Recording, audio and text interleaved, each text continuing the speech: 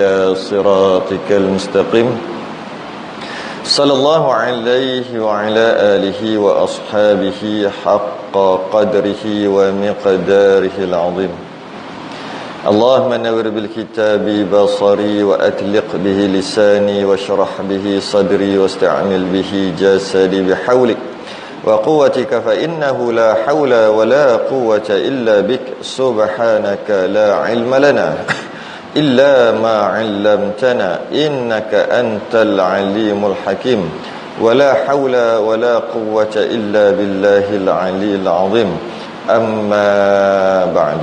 Alhamdulillah, kita rafa'kan kesyukuran pagi ni.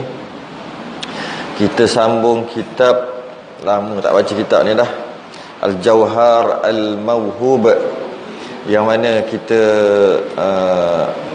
kitab ni waktu subuh kita baca subuh. Sekarang ni kita berhenti pada muka surat 13, Jawi 13, Rumi 23, yang mana kita sedang membincangkan sebelum ni lah, bulan lepas, awal bulan lepas, kita membincangkan tentang ilmu dan orang yang mengajar ilmu, iaitu ulama, kemudian dan orang yang mengajar dan orang yang belajar. Dia ada adabnya, dan dia ada kisah pun ada. Kita dah baca sedikit kisah berkaitan dengan ilmu lagi lah, berkaitan dengan orang yang mengajar ilmu dan orang yang belajar ilmu. Mengajar dan belajar, kedua-duanya. Kemudian habis kat situ. Kita masuk dekat yang muka surat 13 atau muka surat 23 tadi tu, berkaitan dengan bila kita kata belajar, dia mesti ada sandaran, dia mesti ada kitab. Kita bincang berkaitan kitab pula. Qala al-mu'allif rahimahullahu ta'ala wa nafa'ana wa iyyakum bi'ulumihi fid darin amin ya rabbal alamin. Dan setengah daripada apa? Membesarkan ilmu. Kita membahaskan tentang belajar. Bila belajar, nak berkat belajar, nak dapat ilmu dengan mudah, dia kena membesarkan ilmu. Apabila kena membesarkan ilmu, kena respect dekat ilmu. Cara untuk respect kat ilmu adalah dia berkata beberapa perkara. Yang pertama, respect pada orang yang mengajar. Yang kedua, respect pada orang yang belajar juga. Hormat pada orang yang belajar, sama-sama belajar. Kemudian tu yang kedua. Yang ketiga ni, hormat pada kitab pula. Hormat pada alat belajar. Antara alat belajar tu adalah kitab. Qal mu'allif rahimahullahu ta'ala wa nafa'ana wa iyyakum bi'ulumihi fid darin amin ya rabbal alamin. Dan setengah daripada perkara yang membesarkan kitab, nak membesarkan ilmu, adalah membesarkan kitab. Respect dekat kitab pula, sebab bukan senang dapat ilmu ni. Kalau nak dapat pula, bukan senang nak lekat. Sebab ada orang belajar, tapi bila nak amal, dia tak mampu nak amal. Kerana belajar, lepas tu lupa. Boleh kata dengan belajar tu sepatutnya, apabila belajar, dia jadi semakin baik ataupun semakin elok. Tapi dia belajar tak elok-elok, sama je. Kenapa? Kerana mungkin ada beberapa perkara. Pertama, orang yang mengajar, dia tengok apa yang dia buat dengan orang mengajar. Yang kedua, dia sendiri belajar tu, adakah dia dah laksanakan tuntutan orang yang belajar. Yang ketiga, dia buat apa dengan kitab. Adakah dia pandang atau dia tengok kitab tu sekadar sama je tengok surat khabar kitab tu, cara dia tengok tu. Okey, dia kata kat sini membesarkan kitab. Macam mana nak besar kitab? Nak sujud dekat kitab ke? Bukan. Nak besar kitab ni macam ni, dia kata. Yang pertama, jangan mengambil akan dia melainkan dengan wuduk. Macam Quran lah pula. Al-Quran kan wajib berwuduk baru pegang. Jumpa tak muka surat 13 atas tak? Ya. Jangan buat seumpama macam nak pegang Quran. Walaupun tak wajib, tapi untuk kita dapat keberkatan, manfaat daripada kitab tu. Sebab dia tiga, orang mengajar, orang belajar, kitab. Tiga ni tak cukup, tiga ni tak lama belajar. Kalau ada orang mengajar, tak ada orang belajar. Ada kitab, tak guna juga, tak ada orang belajar. Ada orang belajar, ada kitab, tak ada orang mengajar. Baca sendiri, tak ada juga. Guru dia setan lah main baca sendiri. Ada orang mengajar, ada orang belajar. Kitab tak ada, tak nama belajar. Takkan tak nama belajar, tak ada kitab, tak nama belajar. Dia nama mendengar, mustami'an. Kan kita dah bahas sebelum ni kan. Kun aliman, jadilah kamu orang mengajar. Bila sebut mengajar, dia kena ada kitab. Au muta'alliman, atau orang belajar. Orang belajar dia kena kitab. Dia kena dobek tulis tu. Au mustami'an, yang ni mendengar. Mendengar tak ada kitab. Semua tu baiklah. 3. Tapi peringkat yang paling bawah adalah mustami'an, mendengar. Jadi dia ada beza. Ya, dia ada beza. Jadi ketika nak pegang kitab tu, buat seumpama Quran, iaitu kena ada wuduk. Walaupun pegang kitab tanpa wuduk tak berdosa, tapi anggap macam berdosa. Itu maksudnya membesarkan kitab. Besarkan kitab. Ada wuduk. Kalau tak ada wuduk, batal wuduk, pergi ambil wuduk sebab nak pegang kitab tu. Apa-apa kitab lah yang kita dah belajar. Itu antara tanda membesarkan kitab. Sama ada kitab tu kitab hadis. Sama, saya salah cerita sebelum ni. Imam Malik, orang nak tanya satu hadis, bukan nak pegang kitab pun, orang nak tanya satu hadis je. Sekejap aja, tak sampai seminit. Dia pergi mandi, dia kan tunggu sekejap, dia pergi mandi, tukar baju bersih, pakai wangi-wangi, ambil wuduk apa semua. Kemudian orang tanya berkaitan dengan satu hadis, dia jawab tak sampai seminit, dah orang tu balik. Itu baru satu. Dia cuma nak, itu martabat tinggi lah. Baru nak cakap.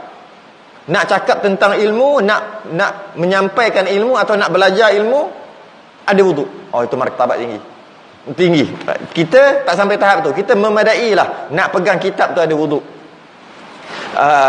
Sama ada nak mengajar ataupun nak belajar. Itu antara adab. Kenapa ni dia kata kerana bahawasanya ilmu itu nur. Ilmu itu cahaya, ya. Al-ilmu nurun. Ilmu itu cahaya. Dan wuduk itu nur. Wuduk alal wuduk, nur alal nur. Wuduk di atas wuduk, cahaya di atas cahaya, kata Nabi. Dah ada wuduk, dah sembahyang subuh, tapi tak batal lagi. Sekejap lagi 7 lebih nak sembahyang duha, ambil wuduk lain. Padahal wuduk ada lagi, cahaya di atas cahaya. Dah sembahyang maghrib, duduk kejap, kuliah maghrib, lepas tu nak sembahyang isyak, wuduk tak batal lagi, pergi ambil wuduk juga. Nur ala nur, cahaya di atas cahaya. Bila kata cahaya di atas cahaya, maknanya wuduk tu cahaya. Ambil 2 kali cahaya di atas cahaya, dengan syarat wuduk tu dah guna untuk sembahyang sebagainya. Kalau wuduk tak guna, tak sunat. Ambil wuduk tak guna apa, duduk aja. Dah 10 minit nak ambil wuduk lagi sekali lah. Itu tak sunat. Saya tak guna lagi wuduk tu. Okay. Jadi bila wuduk tu cahaya, ilmu tu cahaya, dia kata maka bertambah nur ilmu itu dengan nur wuduk. Maka bertambahlah nur ilmu dengan nur wuduk. Jadi dia masuk, matching. Dia masuk, mudahlah nak masuk. Malah kalau kita belajar saintifik sikit lah kan, dihantarkan apa istilah signal. Macam kalau contoh kita pegang panas, otak kita terima panas bila reseptor dekat tangan ni, kat kulit ni, dia akan masuk ke mana? Benda tu lah nak cakap tu. Tak reti sangat tapi tu lah. Dia akan masuk pergi kat mana? Pergi kat otak. Otak tu pun proses. Otak kata ni panas ni. Bila panas berbahaya. Dia boleh menyebabkan kulit melecur, boleh sakit, boleh apa. Maka otak kata sakit. Pop bagi. Betul tak gini?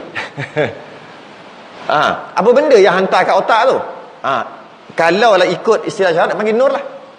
Kalau istilah tu dia panggil apa tak? Neuron, bukan neuron, apa dia panggil? Macam tu lah, macam signal yang dihantar sup kat dalam. Kalau tidak, macam mana otak boleh tahu? Sebab tu kalau orang nak buat pembedahan, dia potong kat situ lah, supaya tangan, kaki, perut yang nak dibelah tak sempat sampai signal tu masuk ke otak. Dia sekat, pakai obat, pakai apa lah. Itu yang nama bius. Itu nama bius. Dia sekat signal yang sepatutnya tangan akan hantar melalui pakai nur tu. Nur hantar masuk ke otak, bagi tahu otak, "Woi, sakit." Baru dia aduh. Tiba-tiba dia sekat kat situ. Jadi tak boleh hantar signal. Maka ingat tak sakit, padahal sakit. Itulah. Jadi itu istilah kalau kita panggil nur lah. Mereka panggil lain lah. Mereka kajian mereka panggil lain lah. Kita panggil nur. Jadi macam mana kita boleh fikir. Kita boleh fikir. Apabila kita belajar kan, kita masuk input kita mata dengan telinga. Bila kita tengok, satu lagi tangan pun sama juga. Kita pegang, rasa tu, dapat maklumat masuk dalam otak kita untuk proses. Tapi kebanyakannya mata dan telinga. Bila mata tengok, telinga dengar, macam mana boleh sampai ke otak? Sama lah. Dia akan hantar masuk otak proses tu. Apa benda tu? Istilah kita panggil nur. Nur. Jadi bila ada wudu itu nur. Oh, lagi banyaklah nur tu. Jadi apa? Jadi apa dia panggil? Dia bukan pakai kabel biasa-biasa, kabel fiber optik ni. Macam Unify kan, besar kabel lah macam tu istilah. Kan malah kalau kita tahu orang telekom boleh jelas bab ni, fiber optik tu cahaya lah tu. Mak tu kaca dalam tu. Yang kita pakai ni Cooper ni, yang pakai dulu punya telefon tu, yang apa? Wire yang atas tu dia panggil Cooper. Tak laju tu, yang dulu tu, yang streaming, bukan, sebelum tu lagi. Kalau ingatlah siapa ada internet dulu-dulu, masa nak masuk internet tu, dia akan bunyi masuk 1515 ke apa. Ingat lagi? Lepas tu pop, senyap. Berapa dia boleh? Berapa kilobyte per second aja. Tapi lepas dah ada streaming, dah ada Unify, dia tukar fiber optik. Itu yang kena tukar tu. Dia tukar fiber optik, laju, main gig sekali hantar. Dulu kilobyte, kalau faham lah. Kalau tak faham tak apa, apa benda ni. Masuk cerita ni. Dia hantar kot apa tu? Pakai kaca. Mudah-mudah kalau kita kata nur lah, cahaya. Dia hantar, tu laju tu. Tu laju. Jadi bila wudu itu cahaya. Lepas tu pula ilmu tu cahaya. Bila ilmu, dia ada kaitan dengan malaikat. Malaikat cahaya. Oh, bercahaya, cahaya. Maka laju masuk. Apa, kabel tu besar, boleh hantar tu besar, menyebabkan masuk dalam otak kita, fikir laju. Sup. Dia macam cup je. Dia bukannya jalan-jalan, ilmu tak masuk, baru masuk kat telinga. Dia belum, tengah on the way. Dia tak ada. Dia akan masuk cup macam cahaya lah. Sebab tu kita kata nak pergi jauh-jauh, kelajuan cahaya tu. Memang cahaya laju. Dia cup gitu aja. Jadi untuk kita fikir proses. Jadi kalau tak ada yang lain-lain, tak ada nur-nur yang lain, hanya ada nur kita, iaitu menyampaikan maklumat daripada telinga, daripada mata masuk pergi otak, dia slow lah sikit. Kecil lah. Ini kecil punya. Dia tak pakai yang besar-besar. Ni yang murah punya. Yang berapa? RM30 sebulan. Pakai yang 100 lebih sebulan tu, laju. Besar dia punya tu. Jadi itu sebab tu kena ada wuduk. Bila ada wuduk, maka kita telah respect dekat kitab. Dan bila wuduk, nur, ilmu, nur, malaikat pun ada ketika belajar kan, ada malaikat ada sekali, nur. Nur. Maka mudahlah nak dapat ilmu, lekatlah dalam kepala. Okey. Yang kedua, jangan menghunjurkan kakinya kepada kitab. Sama juga. Bila kata gitu, jaga adab dengan kitab. Jangan campak-campak, jangan pijak, ataupun jangan letak kat bawah tu masuk lantai. Dari segi haram tu tak mutlak. Cuma dari segi kemuliaan tu tak ada, adab tu tak ada. Tapi kata haram letak kitab dekat lantai, tak. Haram letak Quran dekat lantai, dia tidak haram mutlak. Bila nampak hina baru haram. Kalau tak nampak hina letak lantai pun tak apa. Tapi dari segi adab memang tak ada. Dia lain hukum haram berdosa dengan hukum adab lain. Adab ni nak dapat manfaat daripada perkara tu, kita tak ada adab. Berdosa ni berdosa lah, haram berdosa lah. Jadi kalau hunjur kaki dekat kitab, dia tak bagi, kerana adab tu tak ada. Bila tak ada gitu, walaupun kitab mana ada akal ke nak fikir, tapi sebagai jaga. Bila jaga begitu, maka mudah, macam kita respect. Apa yang kita hormati sesuatu perkara, dia dekat dengan hati kita. Kalau yang kita buat lebih kurang, dia tak ada kat hati. Apa saja gitu. Kalau isteri ada hati, ada dekat dengan hati kita, sentiasa kita respect. Kalau isteri dalam hati dia ada suami dia sentiasa respect. Cuba kalau tak ada respect dah. Contohnya suami tak cari nafkah, asyik suruh isteri yang kerja, dia lah kena bayar bil apa semua. Mula-mula I love you, you love I lah, cinta dulu. Berapa lama boleh? Hidup dengan I love you je. Nyanyi lagu tu, nyanyi lagu sikit, sejuk balik. Gaduh tak cukup makanan, tak apalah, pergi pinjam orang tepi kawan macam ni, ada balik. Baik balik. Berapa lama? Setahun, 2 tahun. Lepas tu dia akan ada apa? Dia akan hilang respect. Masa tu dia cakap, tengok mulut dah. Mulut dah cakap lebih kurang. Buat cakap lebih kurang. Sebab dah tak ada dekat hati dah. Tak ada kat hati. Jadi kalau lah buat lebih kurang kat kitab, lepas-lepas gitu, letak-letak macam tu, tak kisah letak kat mana, ataupun letak kat lantai kat mana, tak kisah. Maka kalaulah keadaannya tidak menghina, tak berdosa. Tapi adab tu dah tak ada. Bila adab tu dah tak ada, dia tidak membesarkan kitab. Bila dia tidak membesarkan kitab, ilmu dalam kitab tu payah nak masuk. Belajar pun payah nak masuk, payah nak ingat. Nombor 2. Yang ketiga, jangan menghantarkan atasnya. Jangan menghantarkan atasnya sesuatu, maka iaitu haram. Dia letak haram terus, melainkan kerana hajat.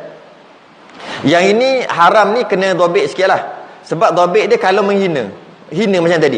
Jangan menghantar atasnya sesuatu. Maksud jangan letak sesuatu kat atas dia. Ni kitab letak macam ni. Kalau ambil pendapat dia haram. Apa pakai spek baca lah. Mana nak baca kan? Rabun pakai. Baca dah. Okey. Fikir tengah nak faham tu, ambil spek letak, haram. Kalau ikut pendapat dia. Tapi sebenarnya ada dobek dia lagi. Jika nampak hina. Adakah nampak hina? Tak spek. Tak berapa nampak hina sangat. Maka tak haram, ada adab tu dah memang tak ada. Tapi haram tu tidak. Jadi haram ni dobek dia jika keadaan menghina, nampak macam menghina. Letak kitab, lepas tu letak majalah-majalah yang orang dedah aurat sekali dengan dia atas dia. Nampak hina, nampak hina, maka haram. Dia dobek dia nampak hina. Letak apa panggil ashtray tu, abu rokok tu, nampak hina tak atas? Nampak tu. Gitu. Ada najis dekat-dekat.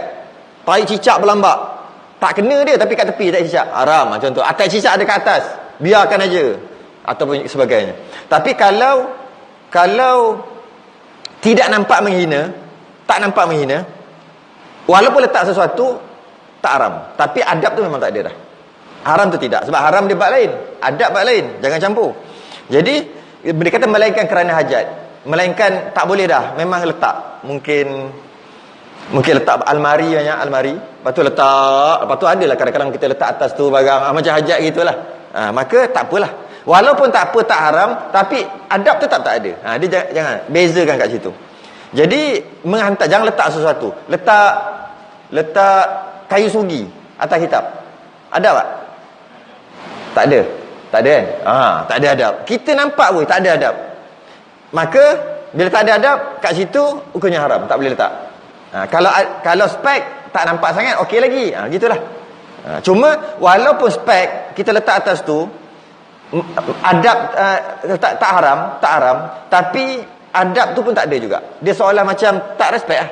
Kita main letak aja atas tu. Kalau letak pen, kan kita tulis dobek tak pen. Yang itu memang alat dia. Jadi tak boleh kita kata tak ada adab.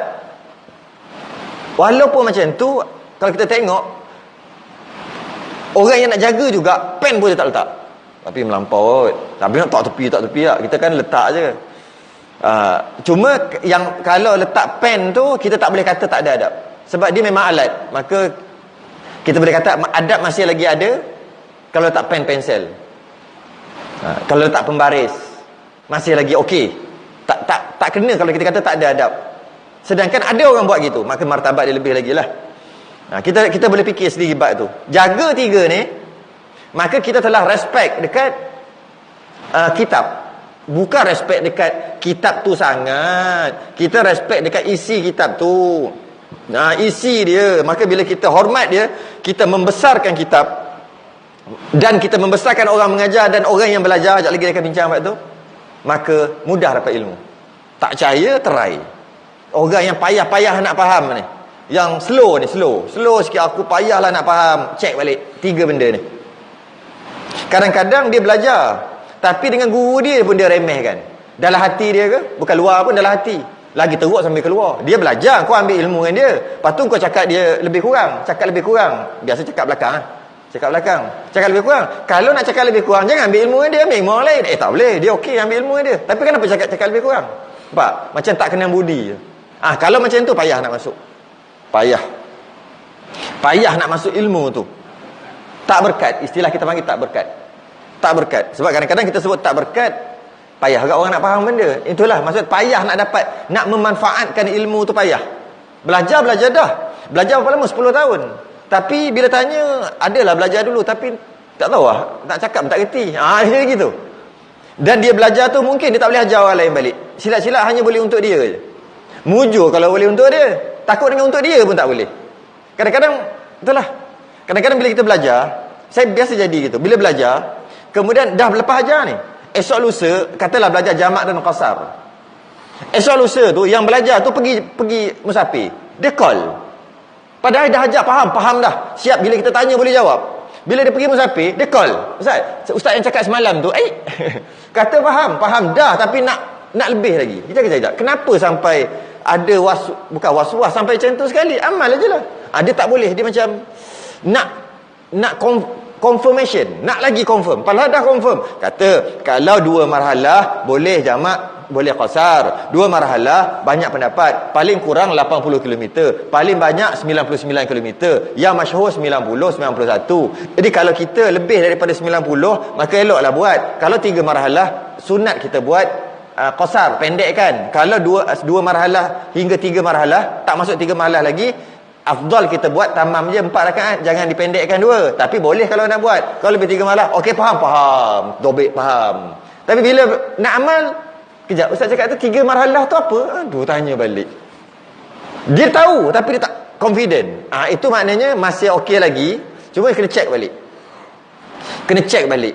Ada sesuatu tu. Sama ada orang belajar, orang mengajar ataupun kitab. Ada dia buat sesuatu. Sepatutnya dia boleh amal terus. Dia tak perlu tanya balik.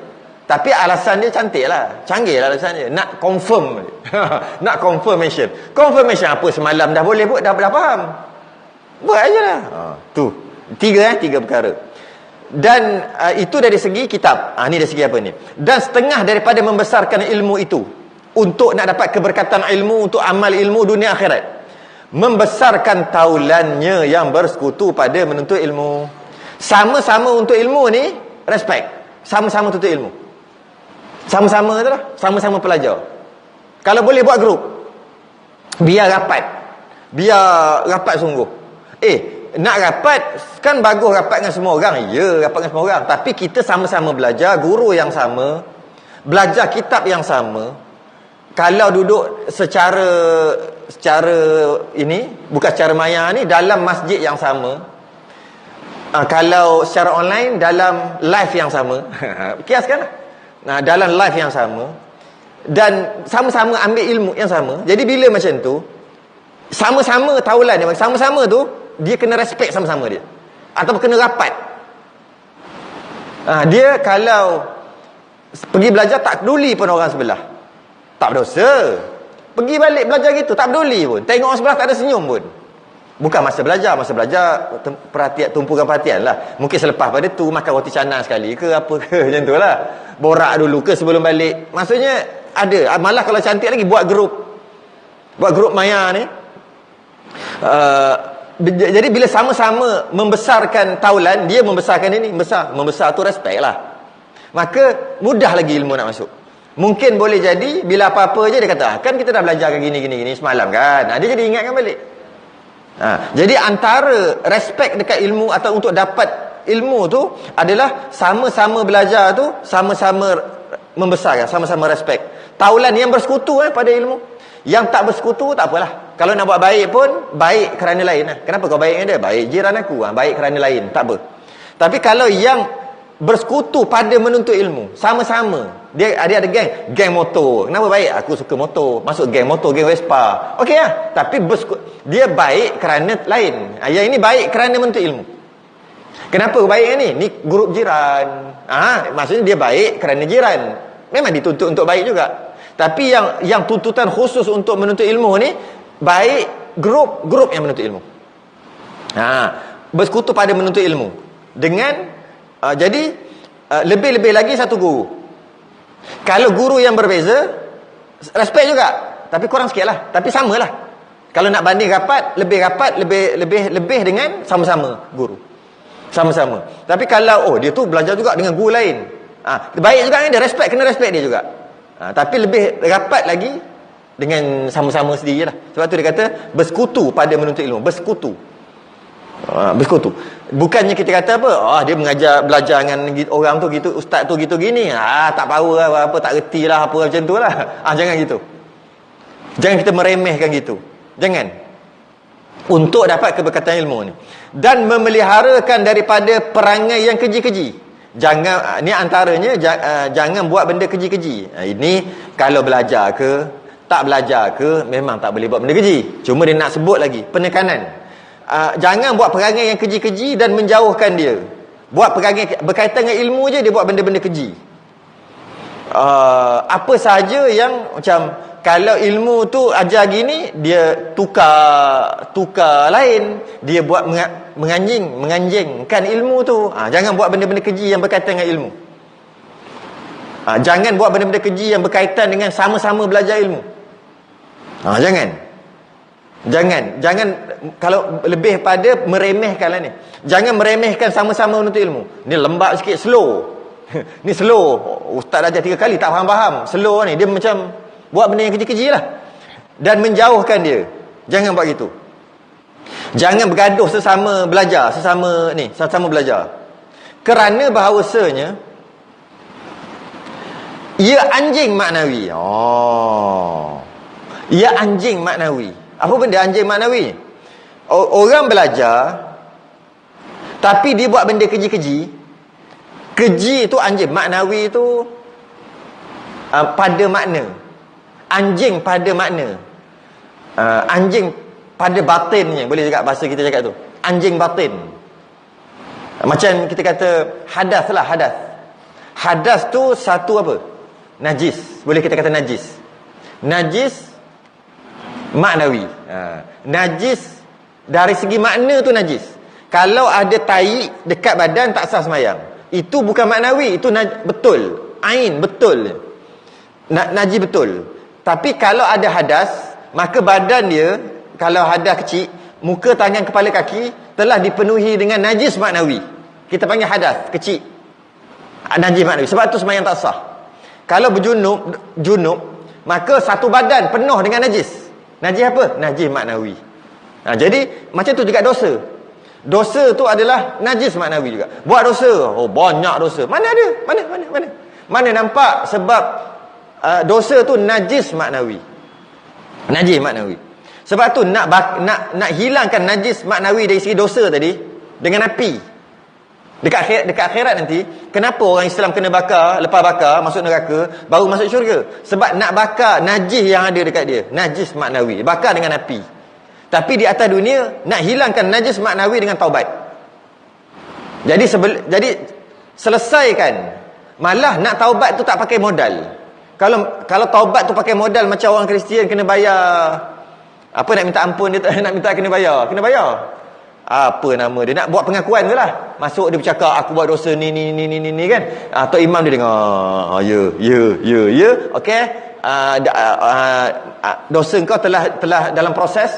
Sila bayar di kaunter itu, lepas bayar baru dia ampunkan. Gitulah lebih kurang. Lepas tu dia orang banyak duit. Memang padri dia. Yalah bahasa-bahasa Tok Imam gitulah. Bahasa mudah-mudah. Padri dia. Bukan Tok Imam betul. Imam dengan masuk lurah bahasa imam takkan ketua. Ketua dia lah tu. Lepas bayar, okey. Dosa dah terampun. Tak perlu duit. Malah nak taubat ni free. Jadi bila sementara masih ada nyawa di atas dunia, cepat banyakkan buang semua dosa-dosa najis maknawi, basuh najis maknawi. Basuh dengan apa? Dengan taubat. Tapi sebab ke akhirat nanti nak basuh tak boleh dah dengan taubat, tak boleh dengan duit, tak boleh dengan apa. Nak basuh kena basuh dengan api. Kena api. Jadi macam itulah juga benda yang keji-keji ni, dia adalah anjing maknawi. Bila anjing masuk najis, mughallazah lagi. Najis mughallazah maknawi. Kena dengan air tanah ni basuh. Tapi bila dia maknawi dengan air tanah ni macam mana? Nak kena basuh dengan macam mana? Nak kena dengan taubat dan ubahlah perkara keji yang dia buat tu. Anjing maknawi, ya. Dan sungguhnya telah bersabda Nabi SAW, tiada masuk malaikat pada rumah yang ada padanya anjing atau rupa-rupa binatang. Malaikat rahmat, malaikat maut masuk je. Malaikat rahmat, dia tak masuk rumah, bangunan, binaan yang ada patung, satu, yang ada anjing ataupun binatang ataupun rupa hidup, binatang hidup. Dia patung tapi rupa tu hidup. Patung yang ada dalam rumah, yang ambil torchlight, ambil lampu suluh nampak bayang patung tadi. Malaikat tak masuk, malaikat rahmat tak masuk. Yang masuk malaikat maut aja. Malaikat maut masuk. Kalau malaikat maut tak masuk, ada yang tu tak mati ya, duduk dalam rumah. Malaikat maut masuk, malaikat rahmat yang tak masuk. Satu patung yang rupa binatang, yang bila ambil cahaya kita suluh nampak bayang dia. Maknanya dia terkecuali lah dengan tampal-tampal yang tampal kat dinding tu. Kan yang bukan, kalau suluh tak nampak pun. Kecuali, walaupun kecuali tetap ada makruhnya kat situ. Jadi yang letak dekat dinding tu, rupa-rupa binatang. Tapi kalau yang nampak jelas-jelas bayang dia, dengan maksud dia ada lah patung tu, maka malaikat tak masuk. Macam berhala gitulah kita kata. Rumah kau ada berhala? Mana ada berhala? Tu, tunjuk. Apa dia? Teddy bear. Berhala tu yang boleh letak dalam rumah apabila dibuat permainan saja, budak-budak yang tidak direspek, buang kat situ, sepak kat tu, sepak sini, bubuh dalam kotak. Tapi kalau bubuh dalam cermin, letak elok-elok, sayang, kalau kotor pergi basuh, berhala tu. Walaupun kita panggil teddy bear, kita istilah, nak istilah apa pun, kita letaklah nama. Arak tu letaklah nama apa pun, air minuman berkarbonat kesihatan, tapi asalnya arak, maknanya arak juga letaklah nama baik, wine ke apa ke, letaklah brand apa pun. Tapi kalau arak tetap arak, letaklah nama teddy bear apa sekalipun. Kalau berhala, nama berhala. Kasar sebut berhala tu, patung tu. Tapi tak sembah, tak berdosa sebab tak sembah. Tapi berhala kena mengakulah ada dalam rumah ada berhala. Banyak juga berhala kau cuba cakap gitu.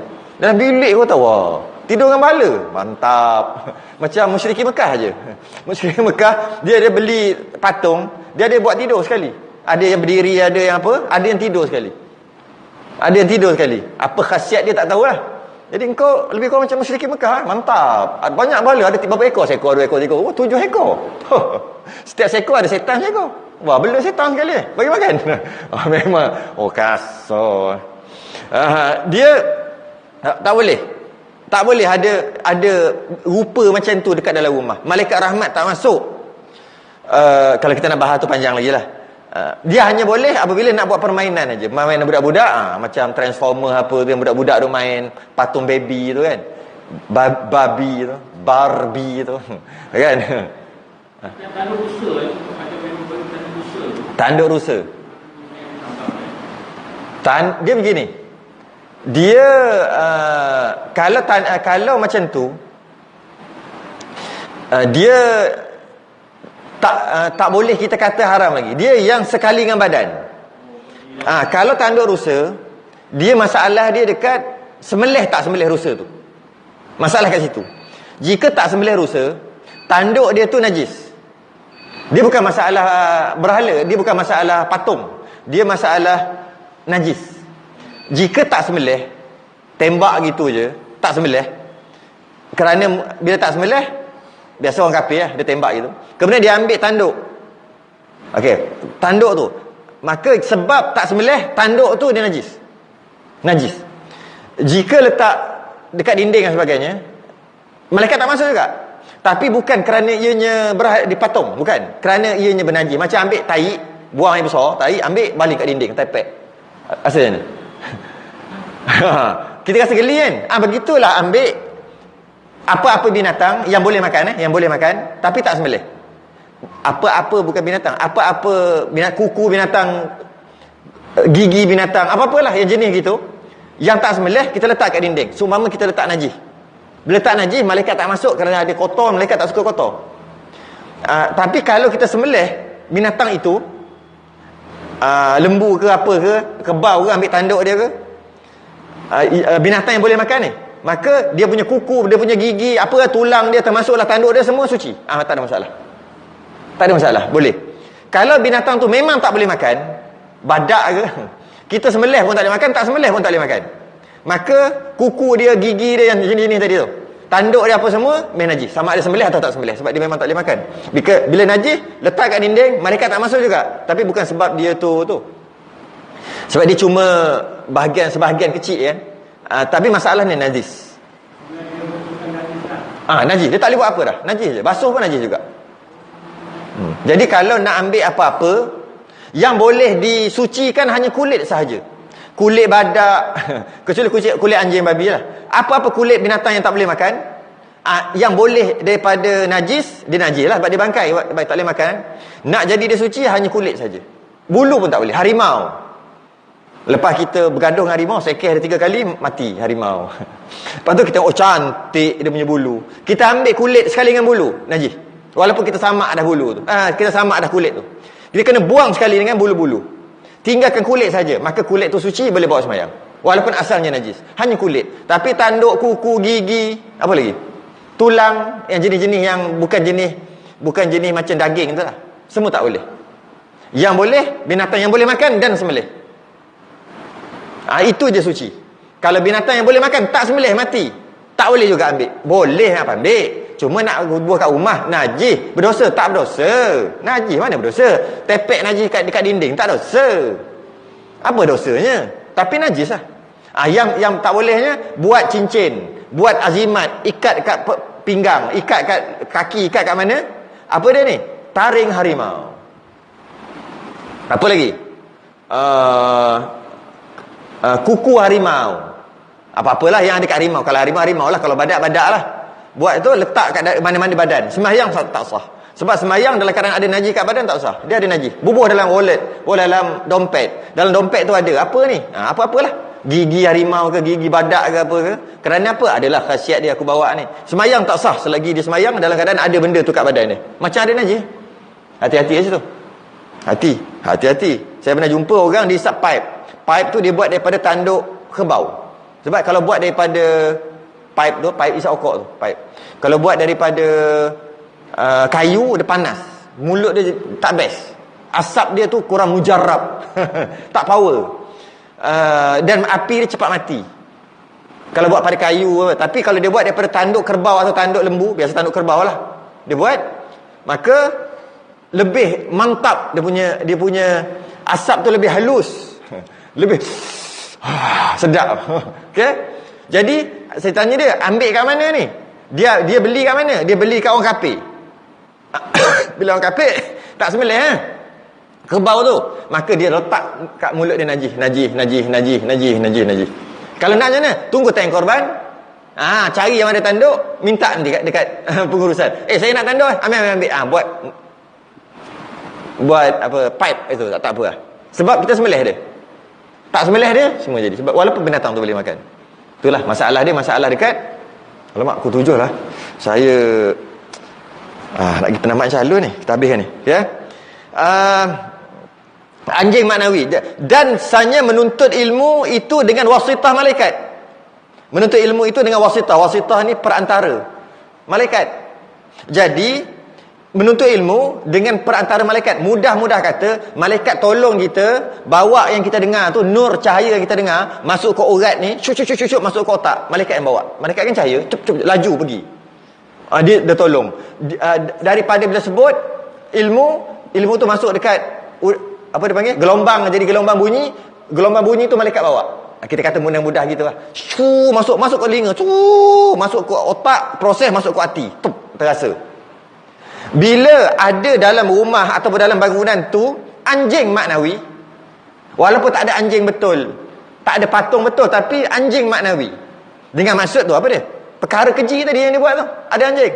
Orang yang buat benda-benda keji sentiasa ada anjing keliling dia, tapi orang tak nampak. Anjing maknawi. Bila ada anjing maknawi, malaikat tengok anjing, malaikat tak masuk bila tak dekat dengan bila ada anjing. Sebab memang terjadi ketika ada anjing dalam rumah Nabi. Ada kisah gitu. Macam mana anjing tu boleh masuk tak tahu. Dia bawah katil. Rumah Nabi bukan macam itu. Tak ada pintu, tak ada gate ke rumah Nabi dulu. Jangan kita fikir macam rumah kita. anjing lari masuk bawah katil ataupun duduk di satu penjuru. Nabi tunggu Jibril tak sampai-sampai. Kalau ikut biasa Jibril dah sampai dah. Tiba Jibril tak sampai-sampai.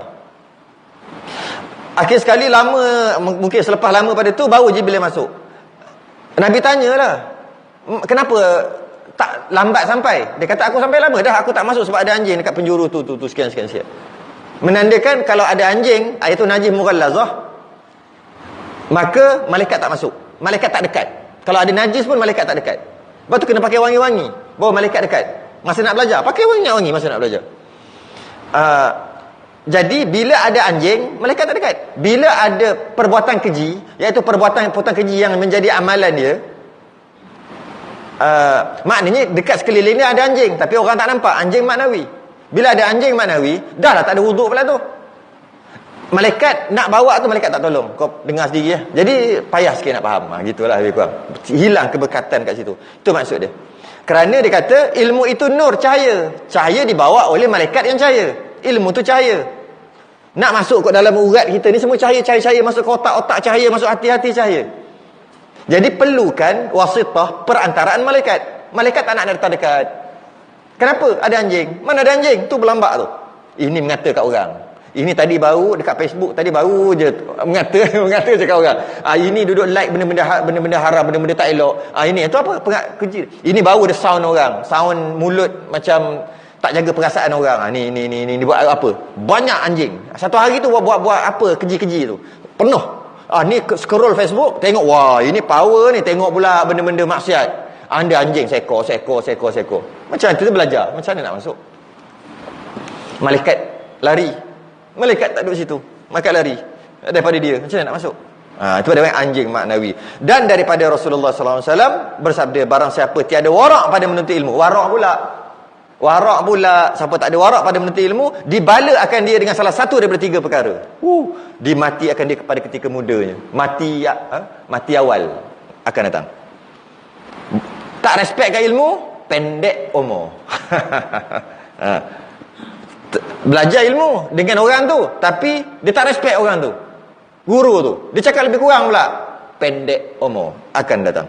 Dan daripada Rasulullah SAW bersabda, barang siapa tiada warak pada menuntut ilmu, dibala akan dia dengan salah satu daripada 3 perkara, dapat bala. Antara yang nombor 3 dia kata, dibalakan dengan berkhidmat kepada raja-raja. Alamak, kenapa berkhidmat dengan raja jadi bala? Kita akan bahagikan datang. Khidmat dengan raja ni bala. Tak tahulah, dalam kitab tulis gitu. Wallahu alam, bersabda barang siapa yang tiada warak pada menuntut ilmu. Selesai dengan tasbih kafarah dan suratul subhanakallah wa hamdik asyhadu an la ilaha illa anta astaghfiruka wa atubu ilaik. Bismillahirrahmanirrahim. Wal 'asri innal insana lafi khusrin illa alladhina amanu wa 'amilus solihati wa tawassaw bil haqqi wa tawassaw bis sabr. Assalamualaikum warahmatullahi wabarakatuh.